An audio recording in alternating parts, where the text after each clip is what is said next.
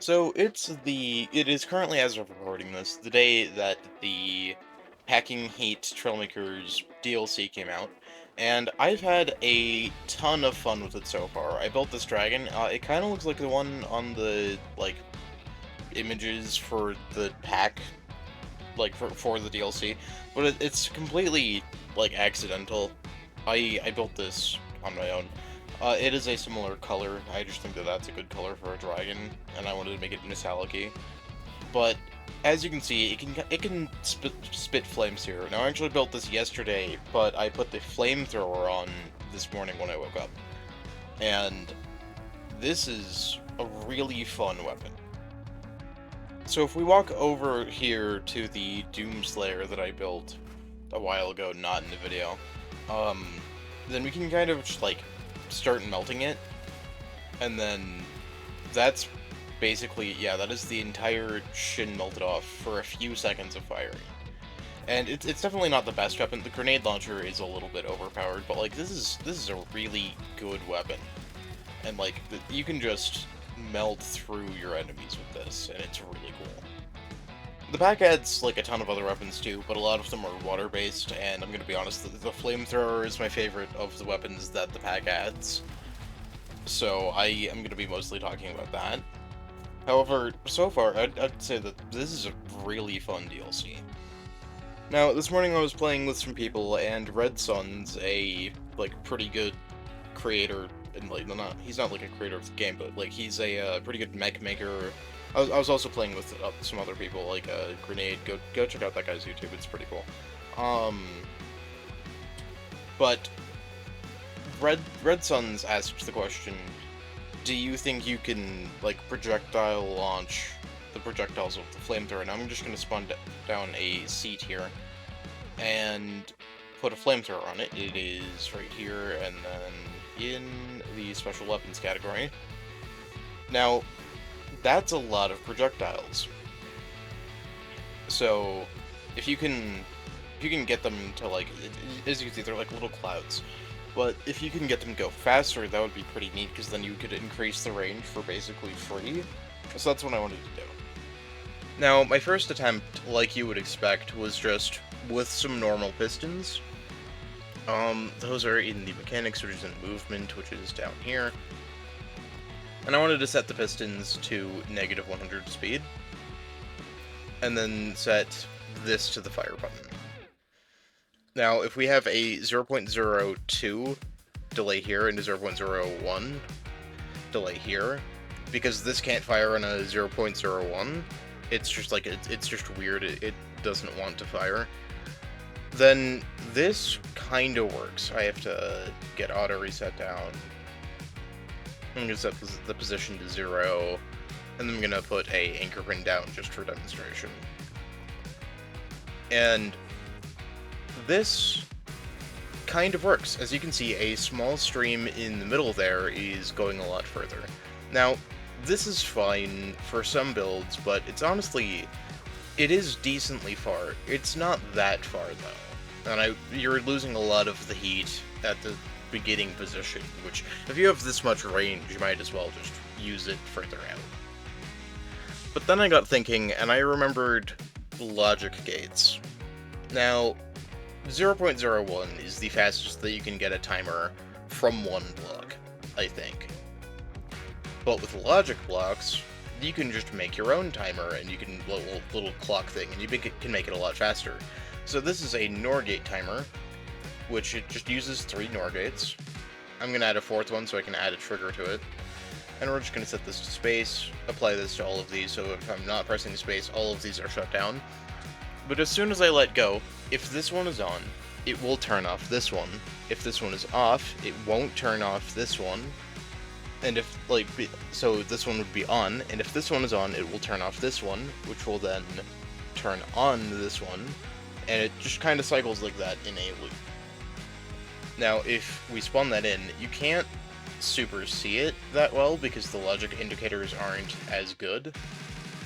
But if I hook one of these into the piston, I'm actually going to connect that with an XOR gate instead. so that I can invert the value to negative without screwing with the logic. Then, if I repair, and then hit space, not a ton changes, because I still have these configured like that, and then I have to unbind that control. But it's really fast. In fact, it's acting like it's clipping back and forth, almost.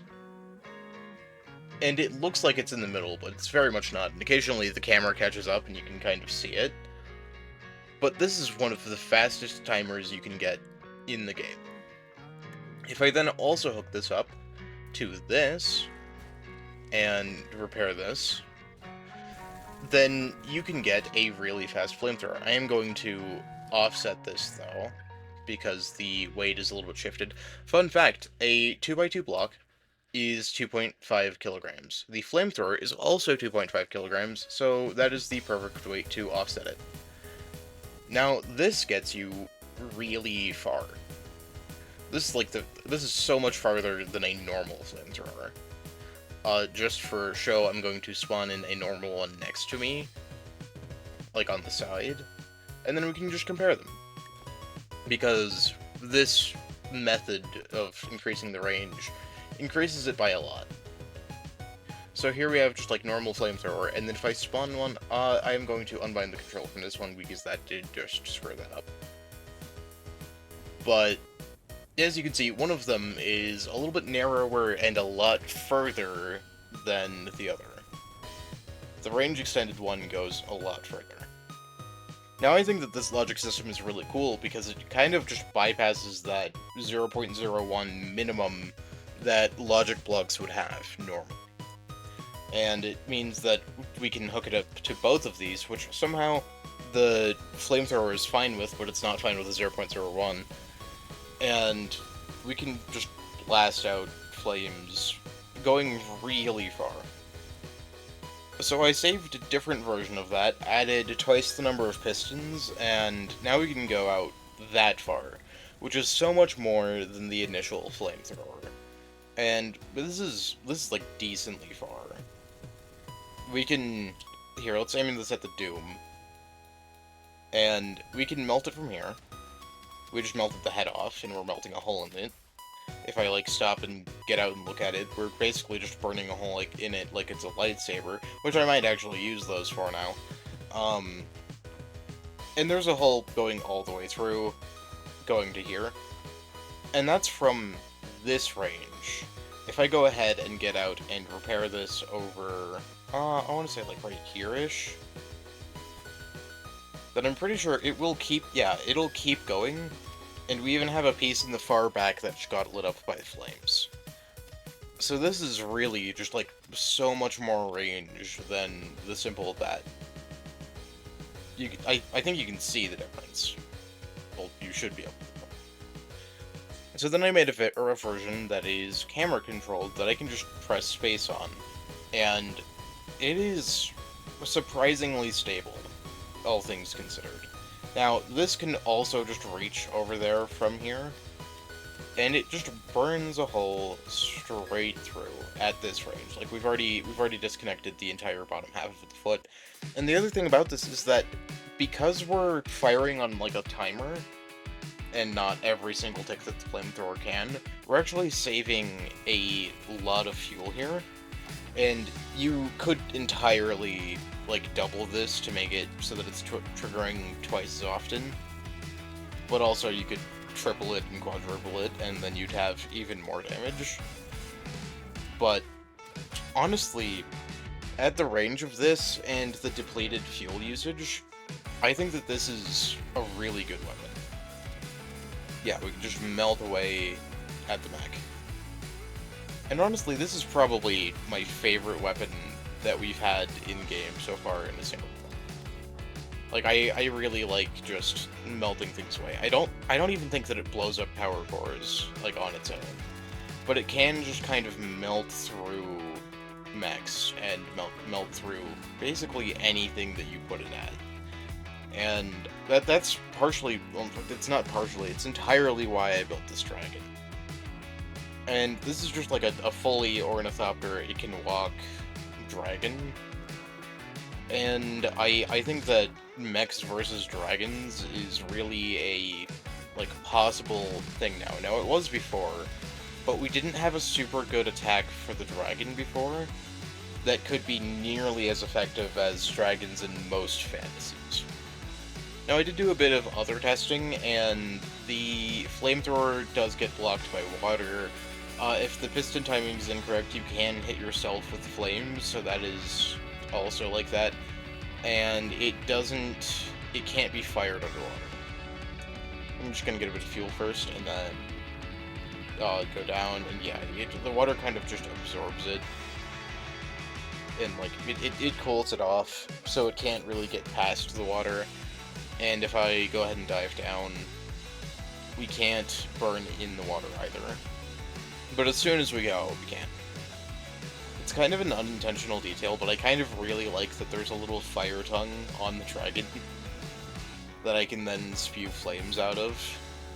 I think that that might be one of my favorite parts. I just have this dragon's head on camera control, so I can spew out in multiple directions.